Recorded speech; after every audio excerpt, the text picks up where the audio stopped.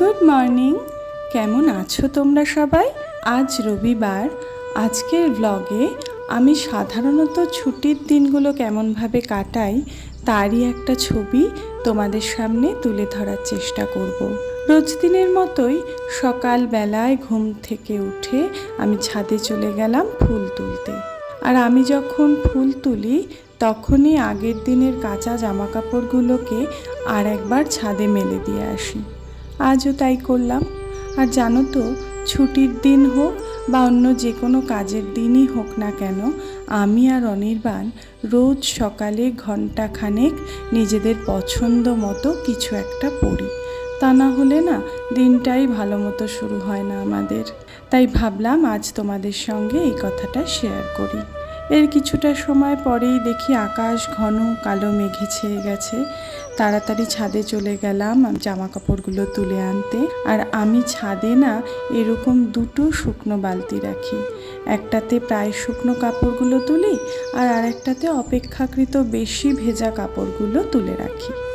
এতে কাজটা চটজলদি হয়ে যায়। আর আমাকে যেহেতু নির্দিষ্ট সময়ের মধ্যে বেরিয়ে পড়তে হয়, তাই সারাদিনের কাজগুলো সময়ের মধ্যে শেষ করবার জন্য আমি সবসময় এরকম কিছু ট্রিক ফলো করি।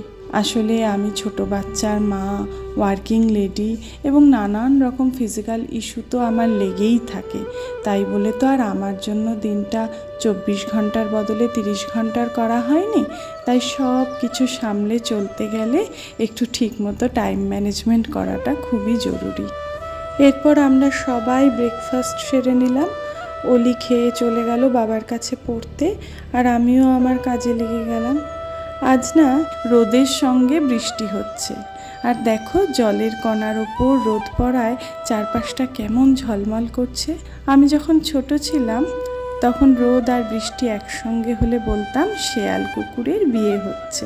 তোমরা কে কে এটা বলতে জানিও। আর এই শেয়াল কুকুরের বিয়ে হচ্ছে শুনে আজকে আমার অলি কিন্তু খুব অবাক হয়েছে। আমাদের প্রিয় তমালিকা, আমার মেয়ের টিচার, ও আমাকে প্রায়ই একটা প্রশ্ন করে, ম্যাডাম আপনি এত কিছু একসঙ্গে সামলান কি করে? তমালিকাকে বলি, অনির্বাণ যেহেতু খুবই হ্যান্ডস অন ফাদার, তাই অলিকে নিয়ে আমার খুব বেশি অসুবিধা হয় না। আর তাছাড়াও আমার মেয়ে একটু দুষ্টু হলেও ডিসওবিডিয়েন্ট নয়। আর তোমরাও তো আমার খুব বড় সাপোর্ট, তাই সবটাই ম্যানেজ হয়ে যায়। আজ দিনের বেলায় খুব বেশি কাজ রাখিনি, কারণ আজ আমি কোচবিহার শহরে যাব। তাই আজ ঠিক করেছি অলির অ্যাক্টিভিটির জিনিসপত্র রাখার তাকটা, গল্পের বইয়ের তাকটা আর সেই সঙ্গে টিভির সামনের এই জায়গাটা পরিষ্কার করব। আজ আবার আমার চুলেও শ্যাম্পু করতে হবে। আমি যেহেতু ওভারনাইট মাথায় তেল রাখতে পারি না, তাই আমি শ্যাম্পু করার ঘণ্টাখানেক আগেই তেল লাগাই। আমার হেয়ার ফলের বহর দেখে আমার বান্ধবী আমাকে বলেছে তুই রেগুলার বেসিসে হট অয়েল ট্রিটমেন্ট নে।